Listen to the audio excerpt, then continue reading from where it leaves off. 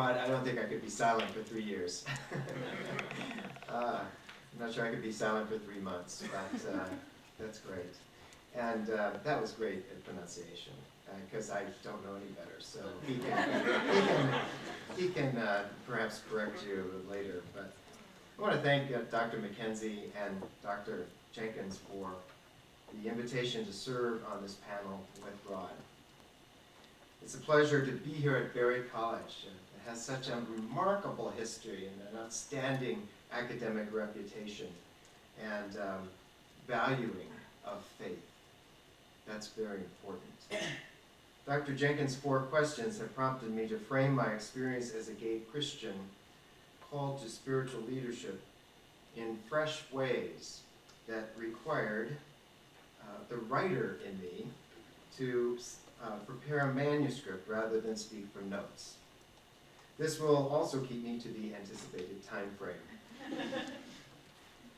His first 2 questions, first about the resistance I've encountered as a gay man in the Christian community, and second about what encouragement and support I have received, I've decided are best answered in reverse order.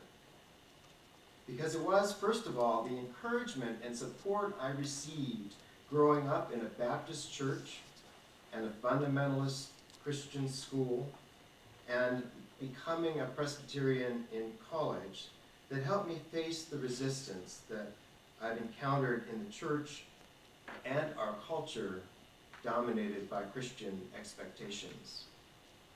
And I'm grateful that when I met with resistance, my mother and father and my partner in life were there for me. From my baptism at 6 years of age, which is as close to infant baptism as Baptists can come, and since, I was encouraged to understand that I was part of the biblical story and a 2,000-year-old Christian family, and that my own life experience would be among the ways that I found God. The Bible is about and written by people like us. Let me say that again. The Bible is about and written by people like you and me. Ultimately, I found myself with Adam and Eve walking naked with God in the garden, unashamed of my body and my sexuality and in union with other creatures and all creation.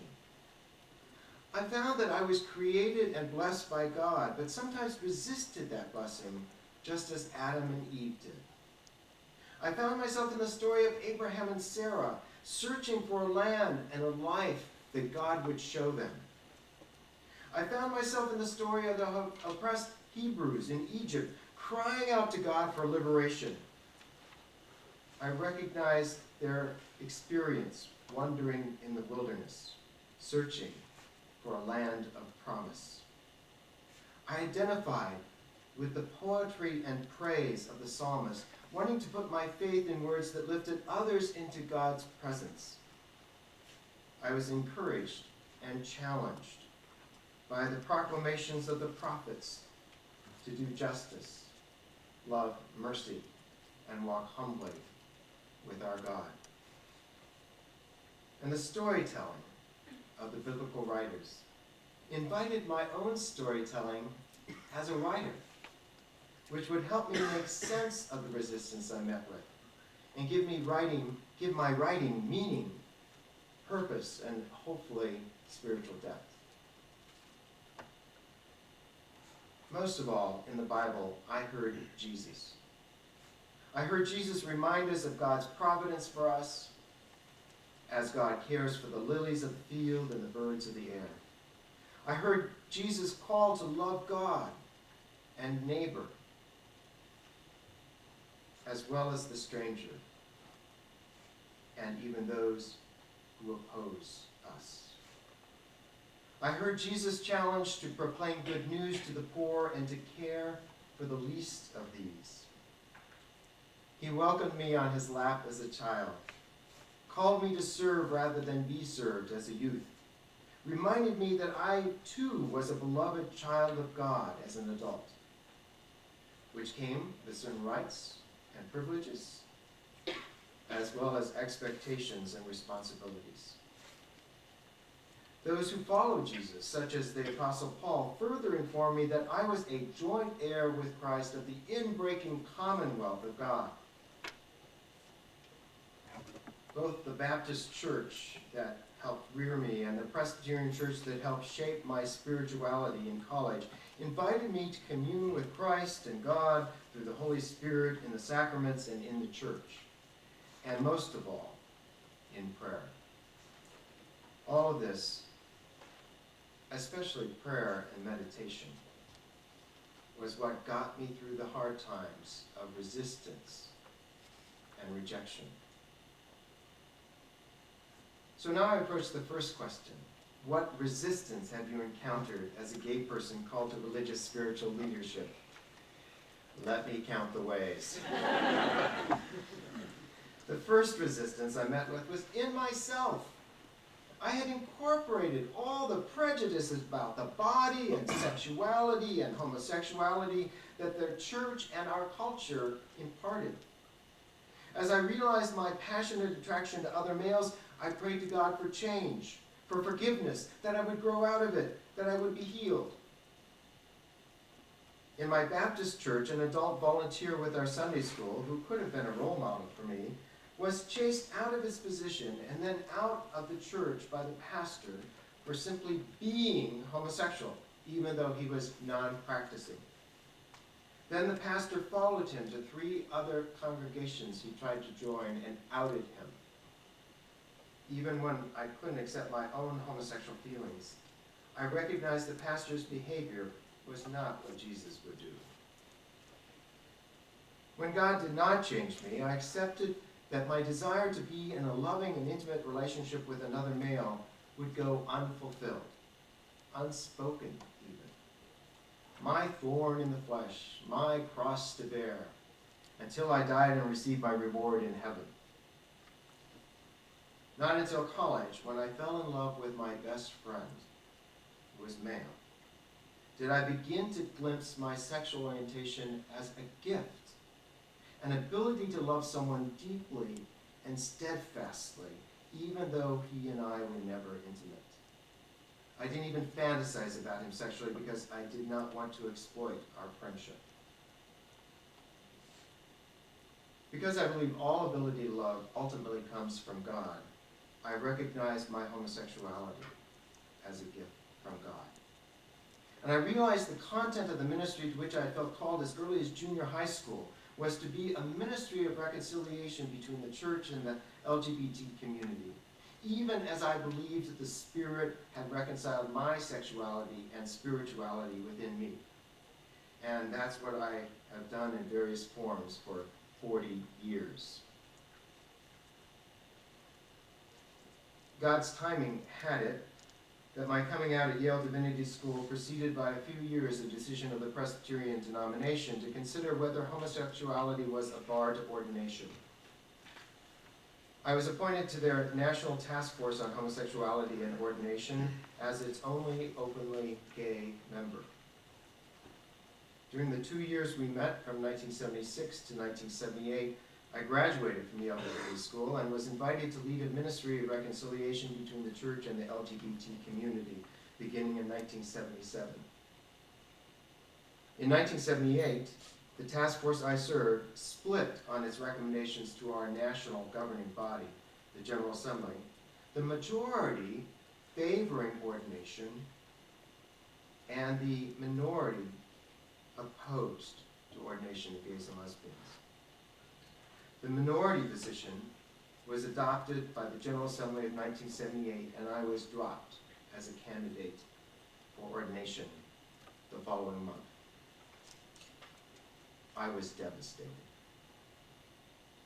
But because the job I had did not require ordination, I served as founding director of the Lazarus Project of the West Hollywood Presbyterian Church in California for 10 years, endorsed and funded by the congregation, the presbytery, the synod, and the Mission Development Committee of the National Church.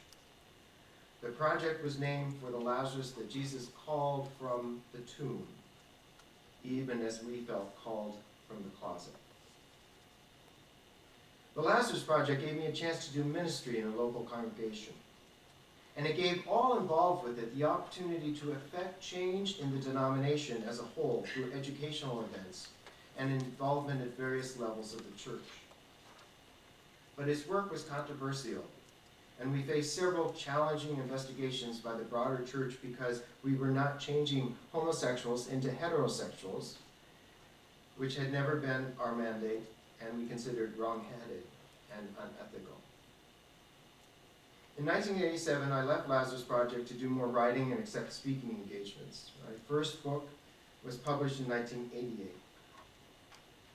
Uncommon Calling, a Gay Man's Struggle to Serve the Church, told not just my story, but the story of the church grappling with homosexuality. My second book, Come Home, encouraged LGBT Christians to reclaim our faith and our church. My third book, Coming Out to God, a book of prayers, and my fourth book, The Word is Out, a daily devotional, were written to encourage and enhance the faith and spirituality of LGBT Christians. Frankly, if I hadn't gotten kind of stuck on with the sexuality gig, I would have always written books on spirituality, because that's my broader interest. And I believe that the inability of the church to include gay people is ultimately a spiritual problem, not a sexual problem. In total, I published 12 books and contributed more than 20 others. Because writing books doesn't make much money, I've had to piece my income together with part-time positions, including recently serving as interim pastor of 3 consecutive congregations, which brought me into MCC, Metropolitan Community Churches, a gay-positive denomination that ordained me in 2005. The Presbyterian Church never ordained me. But as I am approaching retirement, it has recently removed its prohibition on the ordination of openly gay candidates for ministry. Too late for me, I fear. But I'm grateful to God that future lesbian, gay, bisexual, and bisexual candidates for ministry have a shot at being ordained, and hopefully transgender candidates for ministry as well. One of my privileges these days is encouraging other people to write. I've prompted and coached writers, reviewed and edited manuscripts, made recommendations and endorsed many books. The Bible is no more and no less than a collection of stories of people like us consulting their own lives and histories and communities as sacred texts, trying to make sense of things, bring meaning to all of our lives, all with an eye to what is holy and sacred and good. Your life also is a sacred text, to be consulted with the same respect and reverence you may bring to Scripture. I continue to write and speak, but my real passion right now is my weekly blog, Progressive Christian Reflections, and my occasional post on the Huffington Post.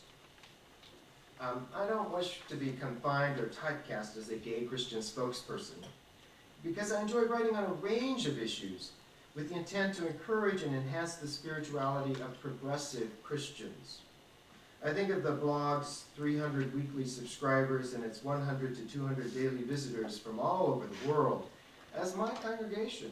And outside the readers of my books, it's the largest congregation I've ever served. And I brought my card, my business card, with the blog site on it, so please take one as you leave this evening. So this is how I serve now. And this is the future of my spiritual leadership for the time being.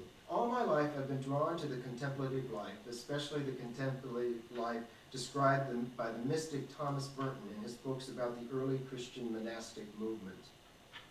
He said that the Christians of the 4th century went out into the desert to pray because they saw civilization as a shipwreck from which they needed to escape.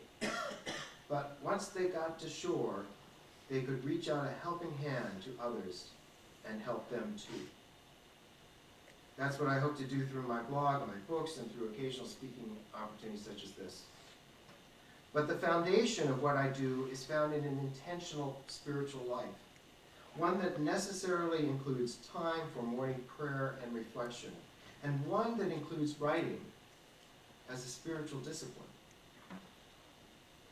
My spiritual mentor, as Marshall said, was Henry Nouwen, a professor of mine at Yale Divinity School and prolific spiritual author who became a lifelong friend. He wrote that every Christian is a minister, offering their lives for others. His early book, The Wounded Healer, explained how our own woundedness and weaknesses sensitize us to others' wounds and vulnerability, making us better able to listen and attend to others. Being gay in an anti-gay world has been what I call my own wound with a view. It helped me understand those who suffered injustice and intolerance and inequality, others who were outcast and made to feel unclean, others who needed God's tender, loving care. As a white male, I might have missed this. The resistance I met with both within myself and within the church and culture helped me rely more dearly on the spiritual life, on God, and on Jesus. As is often true in the spiritual life, along the way I've let go of things and beliefs and practices I no longer need to have faith in God, that can even get in the way of complete trust in God. That's what progressive Christianity is all about. Letting go of incomplete and confining images of God. Why the second of the Ten Commandments forbids such images. I like to say that the less one believes, the more faith is required. In closing, I offer a quote from the theologian Reinhold Niebuhr that has kept me going during most of the past 40 years in ministry. Nothing that is worth doing can be achieved in a lifetime. Therefore, we must be saved by hope. Nothing which is true or beautiful or good makes complete sense in any immediate context of history. Therefore, we must be saved by faith. Nothing we do, however virtuous, can be accomplished alone.